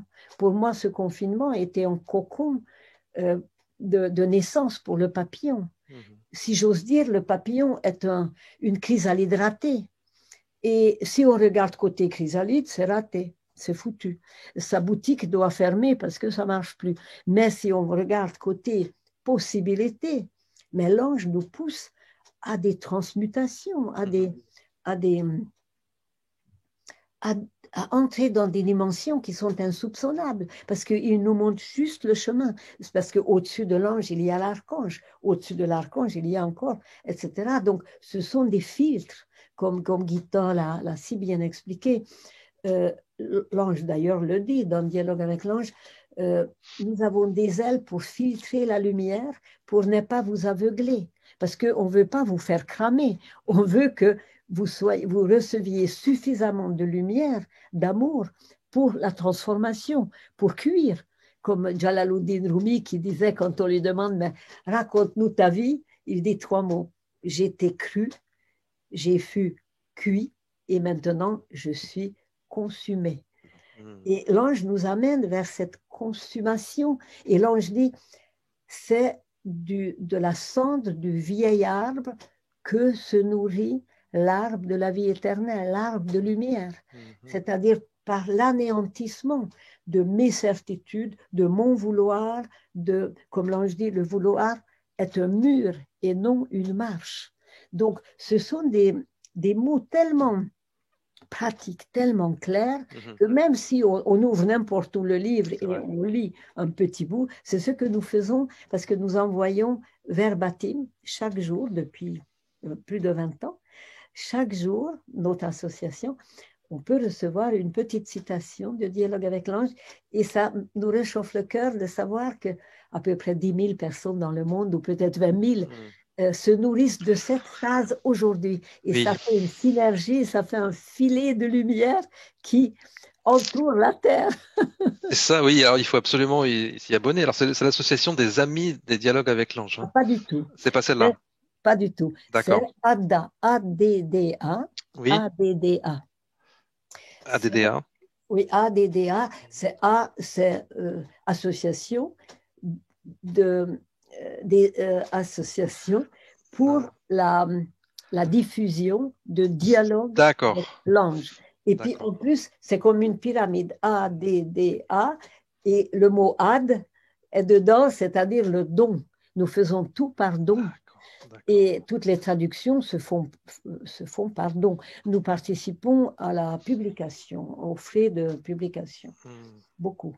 Oui, Mais Najib a mis le lien dans le chat, donc on pourra aller voir.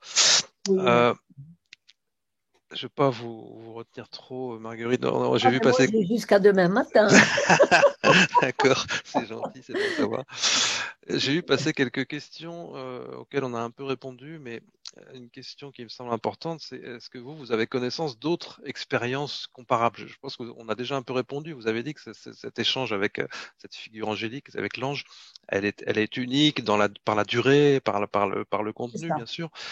Est-ce que malgré tout, on peut comparer ça avec d'autres Oui, oui, textes oui, inspirés, bien oui, sûr? oui, absolument.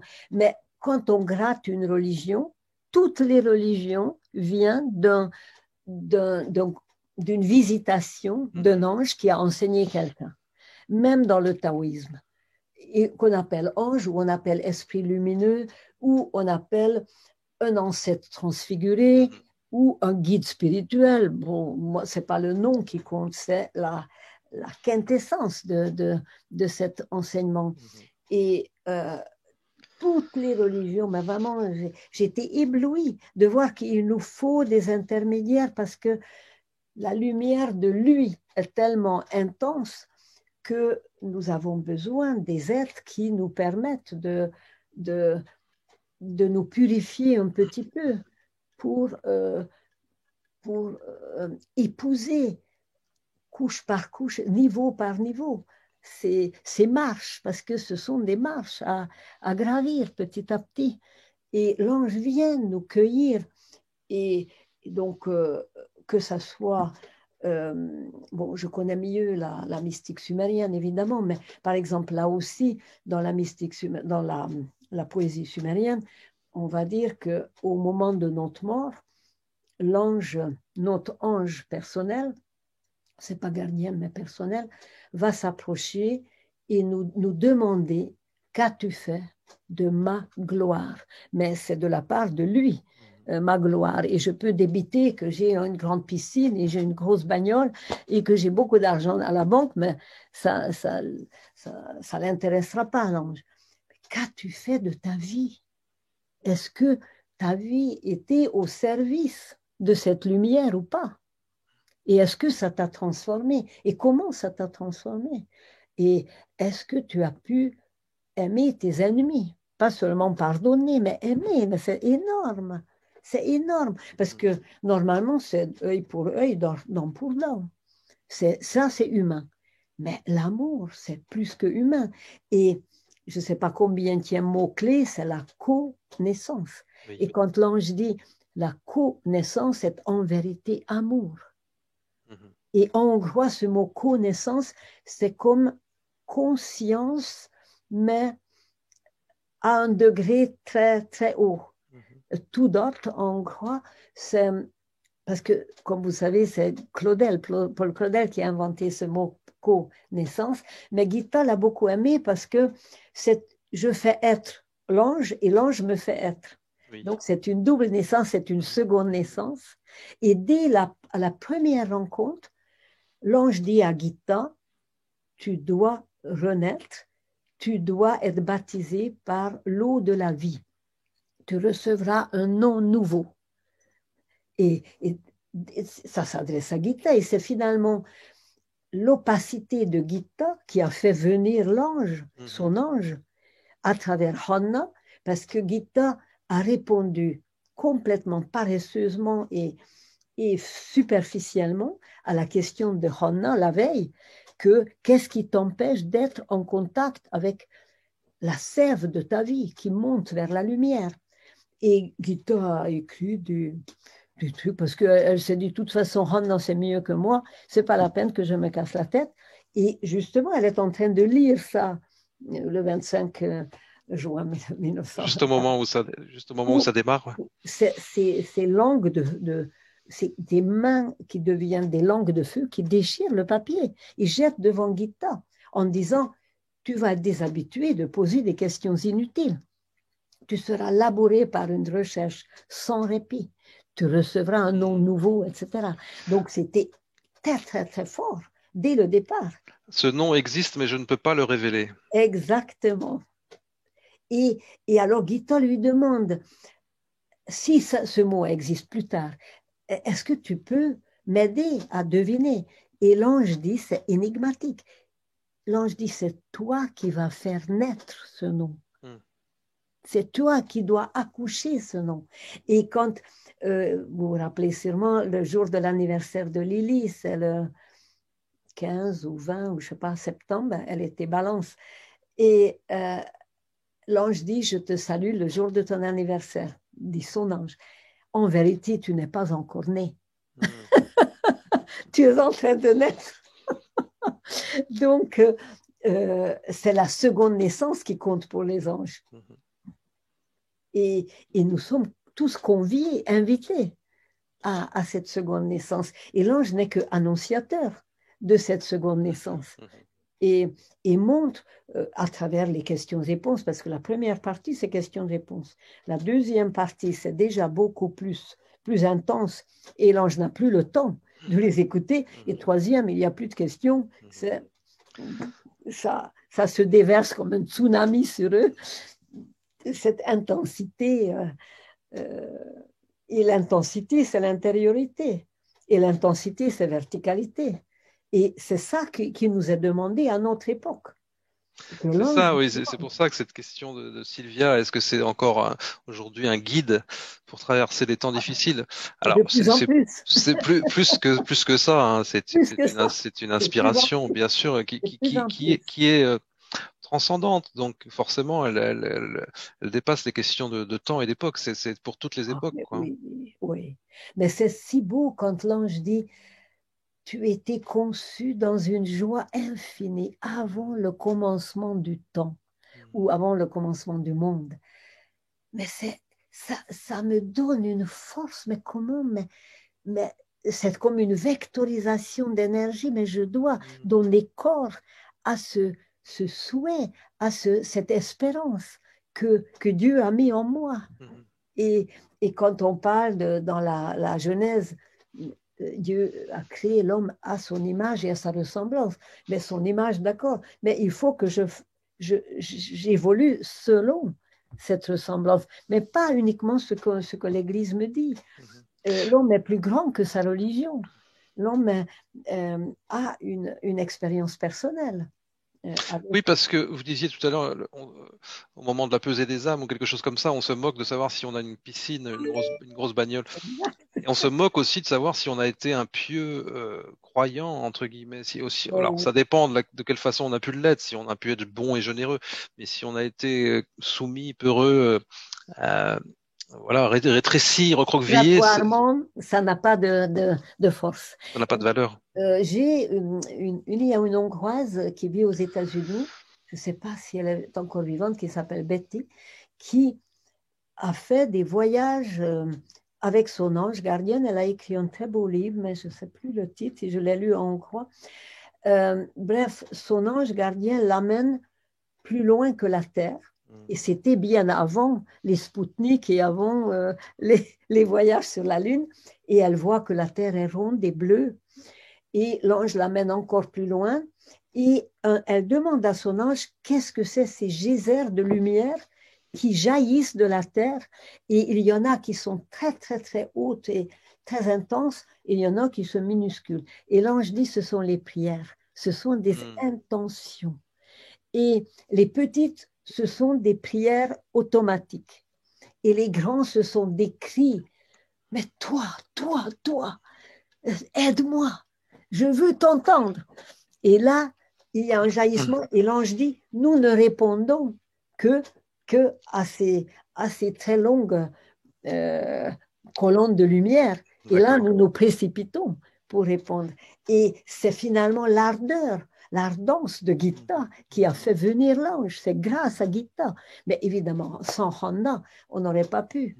Mais c'est vraiment le duo Honna-Gita qui a tout déclenché. Après, bien sûr, Lily était très heureuse et puis beaucoup plus tard, Joseph. Et Joseph a eu très peu d'enseignements, très peu.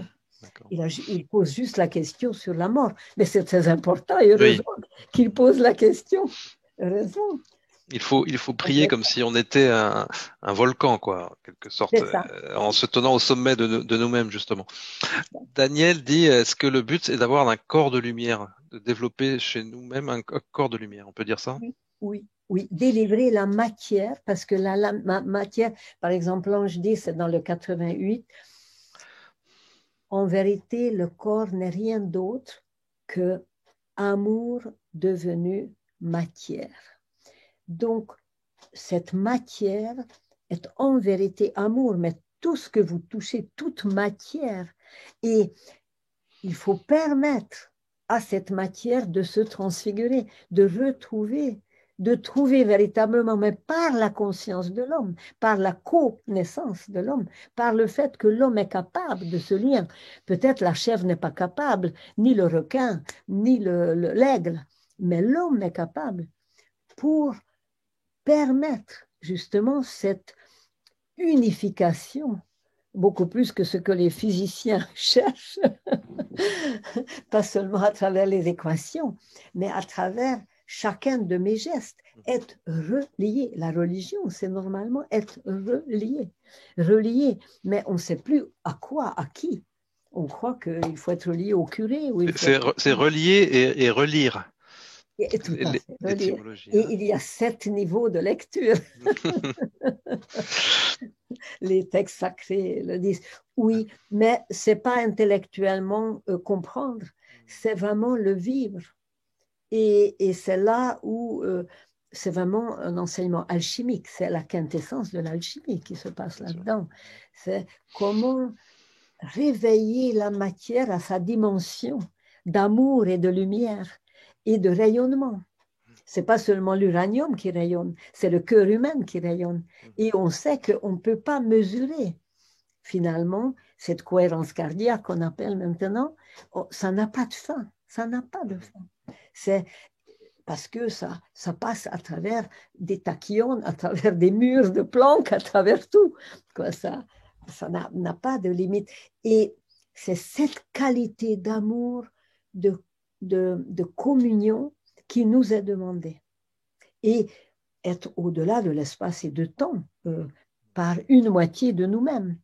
Et justement, quand on dit dans l'Église, un jour j'ai fait un stage, j'ai animé un stage à Quimper et j'ai dit à tout le monde, tiens, d'ailleurs mercredi décembre, c'est dans une semaine, je dis, mais tiens, ça nous fera du bien d'aller mercredi décembre et nous nettoyer un peu. Et à la fin, bon, on s'agenouille devant le prêtre qui me dit, souviens-toi que tu es poussière et tu retournes à la poussière. Et moi, je reste à genoux et j'attends la suite parce que chez nous, orthodoxes, on dit, souviens-toi que tu es poussière et tu retournes à la poussière et souviens-toi que tu es lumière et tu retournes à la lumière.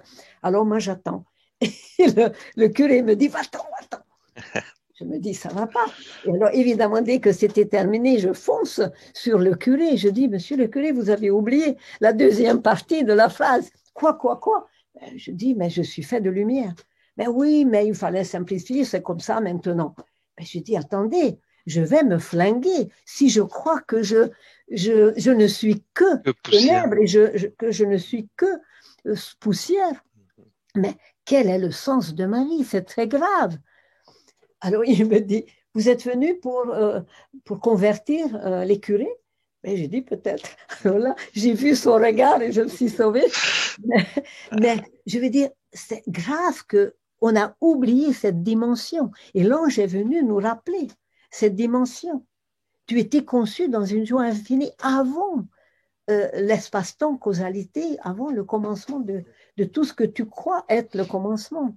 Ton commencement, c'est dans la lumière et tu dois condenser cette lumière aussi et offrir à travers tes mains, à travers ton toucher, à travers ton regard, à travers ton écoute, à travers ton silence, à travers ton art, à travers comme vous, l'écriture et la parole et l'écoute, et en laissant parler des, des gens qui, qui sont qui ont soif de ce feu, Ça. de ces Et braises ardentes. c'est ça, c'est braise ardente. Et il n'y a pas de lumière sans amour et il n'y a pas d'amour sans lumière aussi.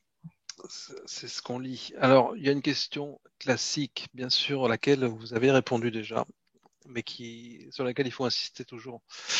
Y a-t-il des pistes d'explication sur les origines de la violence? Donc, désir mimétique.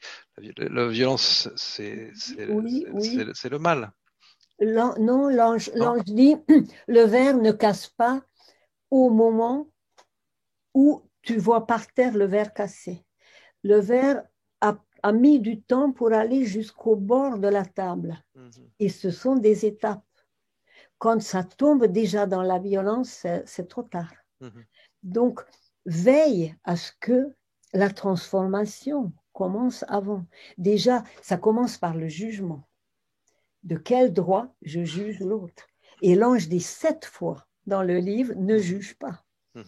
Et nous devons faire très attention parce que nous jugeons très facilement, vraiment. Nous-mêmes avant tout. Oui. Parce que nous avons des codages, des codes, et on croit que ces sortes de grilles sont valables. Non, il n'y a que l'amour, il n'y a que le pardon. Mhm.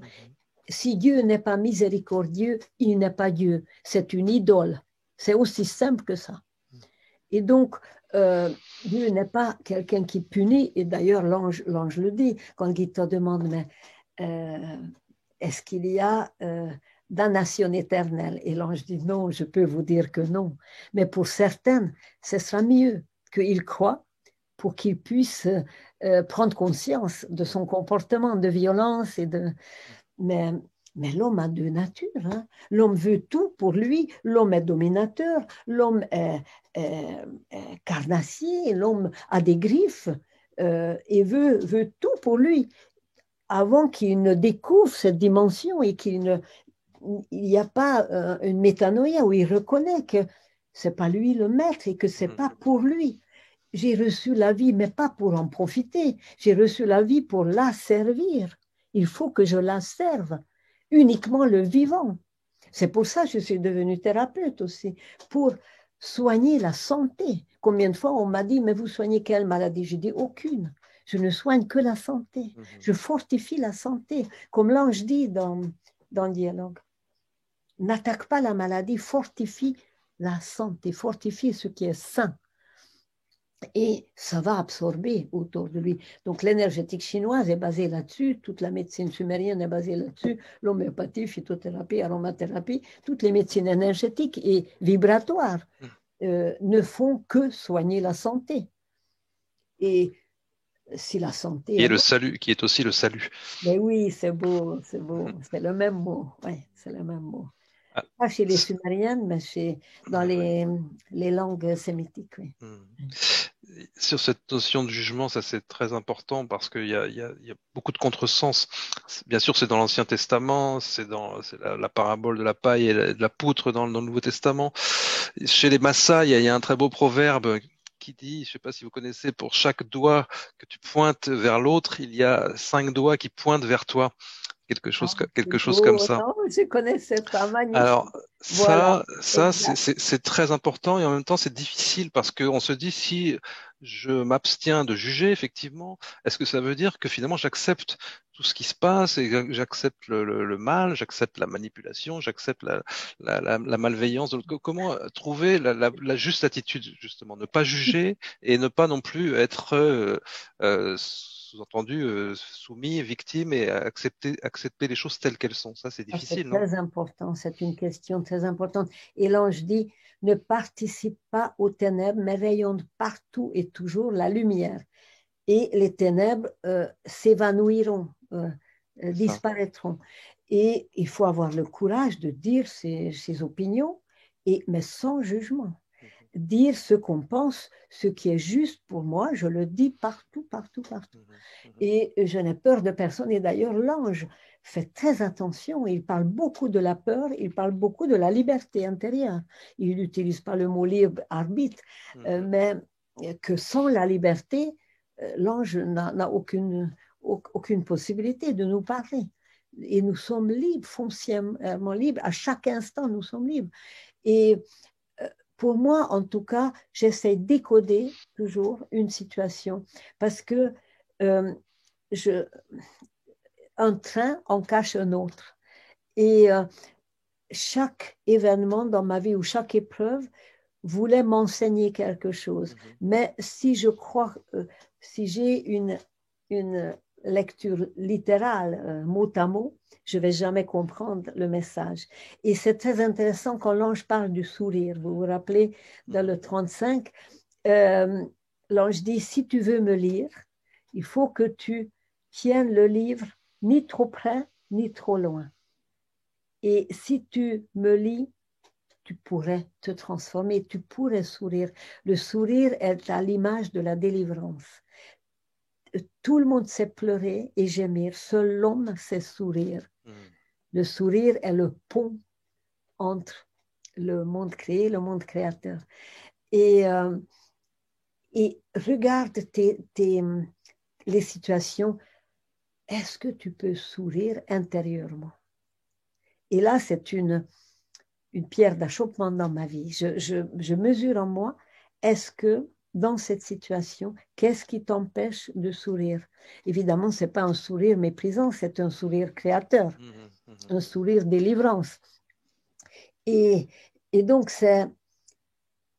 l'ange nous permet de avoir ces épreuves, ou Dieu nous permet les épreuves pour avoir plus d'humilité, pour pouvoir nous transformer. Et vous savez, moi j'aime beaucoup l'œil Oudjat. En Égypte, l'œil Oudjat, c'est le symbole de la guérison. Mais mhm. pourquoi? Parce que quand Seth arrache les deux yeux de Horus, il les piétine et les casse en 64 morceaux. Isis, qui ne fait que ça, rassembler toujours les morceaux dans sa petite corbeille, et elle ne retrouve pas le 64e morceau. Et là, le génie égyptien dit, c'est parce que on ne peut pas et on ne doit pas retrouver le morceau qui manque, on ne doit pas rétablir une situation antérieure, grâce à l'épreuve, grâce à la maladie, grâce à toutes les catastrophes, cette part manquante permet d'attirer des énergies neuves dans la situation qui vont permettre de nous transformer déjà, transformer notre regard et nous permettre d'évoluer verticalement, chacun. Et donc, on ne doit pas être victime, ça c'est clair, et je n'ai aucune envie d'être victime, mais je ne veux pas être complice de toute la négativité, Mhm. mais euh, l'espérance est plus forte que le désespoir en moi. Quelquefois, ça me prend à la gorge, Mhm. j'avoue. Quand je vois qu'ils veulent nous pucer, ou je sais pas, je me dis Mhm. non, je ne suis pas une chèvre, hein, je ne veux pas, ou un poisson, hein, non, non, non, je ne me laisserai pas faire. Mais en même temps, je me dis, c'est pour qu'on se réveille, mais où est-ce que l'humain est tombé? Dans quel... On parle déjà de transhumanisme, mais ce n'est pas ça le chemin de l'évolution. Mhm. Il faut voir que ce n'est pas horizontal, c'est vertical. Si on ne s'unit pas à ces énergies créatrices en nous, à ces intuitions, à ces coïncidences, à ces synchronicités, etc., si on n'a pas une lecture dans sa vie de cette infinie bonté du monde créateur envers nous, exprimé par l'ange ou par des saints ou par des gens qui ont des grandes oreilles pour entendre l'autre côté. Euh, mais, mais alors, où va-t-on? c'est terrible où l'homme est tombé. L'homme est devenu vraiment une caricature de ce qu'on attend de lui. Et justement, dialogue avec l'ange est là pour nous réveiller à notre dignité humaine, à C'est le notre propre noblesse. de, c'est le propre de l'Apocalypse, excusez-moi, je vous coupe, Oui. de révéler ces choses-là, mais Les voilements, les voilements. qui sont là de toute éternité aussi. Cette potentialité, elle est là de toute éternité aussi. Exactement. Hein. Mais il faut rencontrer quelqu'un qui vous fait vibrer. Et justement, vous êtes quelqu'un comme ça. Philippe Guillemot, c'est quand on le rencontre, mais on attrape des virus de transformation, d'ouverture de conscience, de joie, d'humour, d'espérance. Et là, il faut contaminer le monde de ça. Et pas de peur et de projection que l'autre n'est qu'un paquet de virus et sauf qu'il peut, et il ne peut que me donner des catastrophes. Non, l'autre est mon frère et je suis là pour l'embrasser. Et Ce, si j'ai une vibration assez haute, mais selon ce que je ressens, mais il n'y a pas de problème. Ce critère du sourire, il est important. C'est le sourire qui est le propre de l'homme, en fait, et non pas le rire. Hein. Ça, Ouais, c'est une subtile exactement. nuance. Il y a une question intéressante de Béa qui cite un passage du texte qui dit: Le Père est immobile au centre de la sphère. Qu'est-ce que c'est que cette sphère dont on parle? Ah, c'est toute la création, toute la création. Et ce qui est intéressant dans ce passage, c'est le 28, pendant la nuit de Saint-Sylvestre, de la Saint-Sylvestre que l'ange parle de ça. Ce qui est encore plus énigmatique, c'est que, euh, comment c'est déjà, euh, quand on parle de l'instant, que entre le monde, comment ça s'appelle? Enfin, le père tape sur le ballon, quelque chose comme ça, Ah, ah. pour qu'il s'éloigne, mais pour qu'il soit attiré par Dieu, pour revenir vers Dieu. Donc, Dieu permet toutes les déviances possibles, Mhm. parce qu'au fond de ces déviances, dans l'homme, il y a un désir de pureté, un désir de transparence, un désir de vérité. Et c'est très intéressant que ce Dieu, parce que son amour est immobile, ça ne change pas selon la pluie et le beau temps comme nous.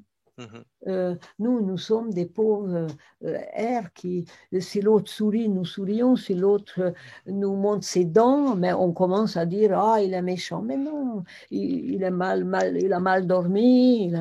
Bon.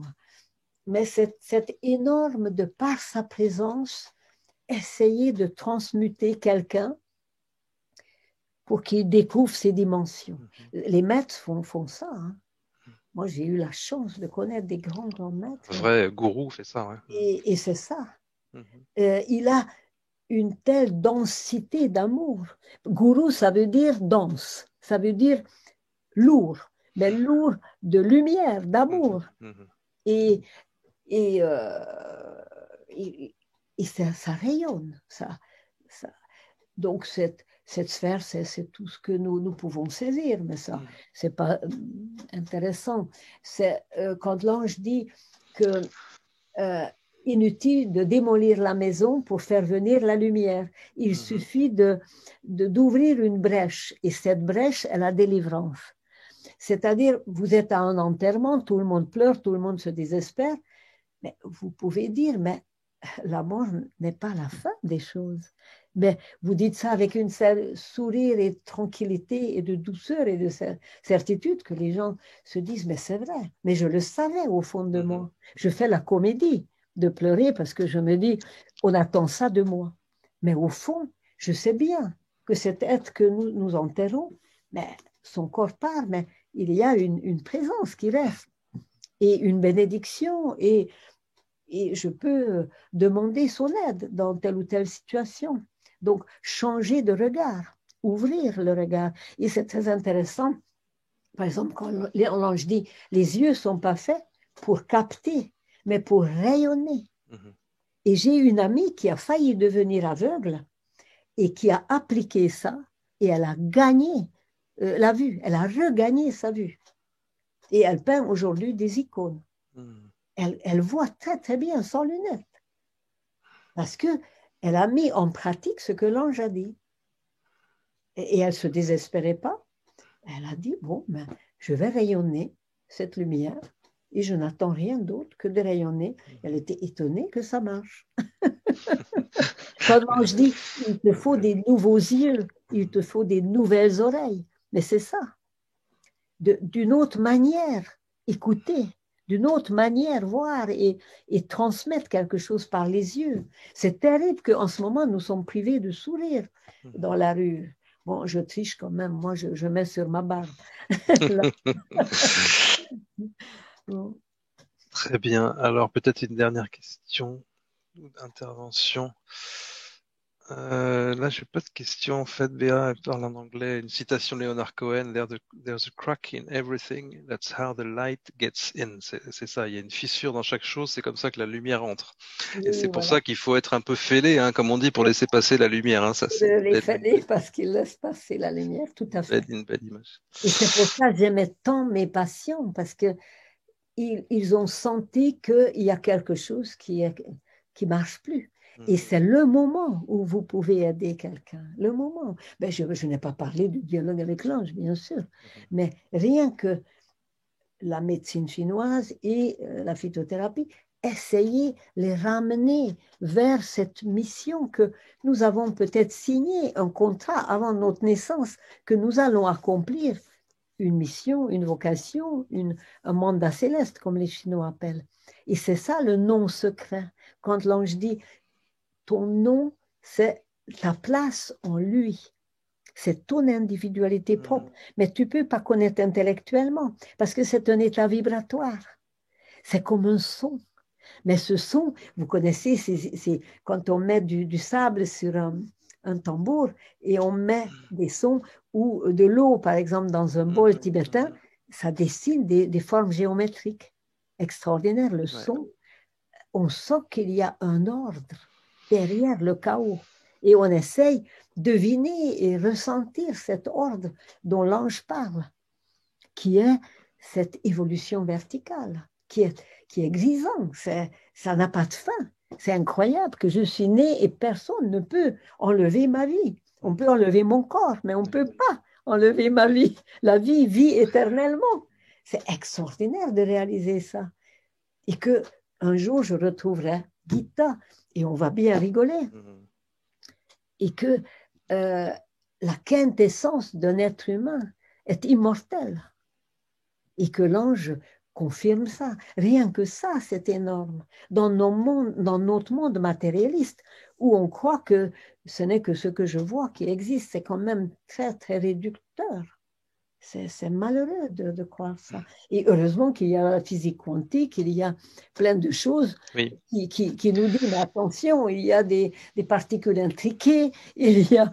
Il y a cette convergence, effectivement, avec des réflexions scientifiques. Et ça rejoint aussi la philosophie, la spiritualité. Ça, c'est très, très important, la façon dont ces messages se rejoignent, hein, bien sûr. Merci beaucoup, Marguerite. C'est fabuleux. Non, j'aimerais terminer par une citation ouais. que l'ange dit, qui est une sorte de méditation, si vous permettez. Avec plaisir. Il y a un miroir en toi. C'est lui qui le reflète, mais seulement s'il y a silence. Exactement, il y a un miroir merveilleux en toi. Donc, sentir que notre cœur est un miroir qui reflète une lumière qui est lui en nous. Et cette lumière, c'est la connaissance et c'est l'amour. Et c'est ça qui est transformant. Ce n'est pas nous qui transformons quoi que ce soit. C'est cette lumière qui est beaucoup plus forte que nous. Donc, soyons dans ce silence, dans cette offrande de notre présence et dans cette gratitude. Parce qu'il y aura délivrance lorsque l'unique lumière percera les ténèbres les plus profondes.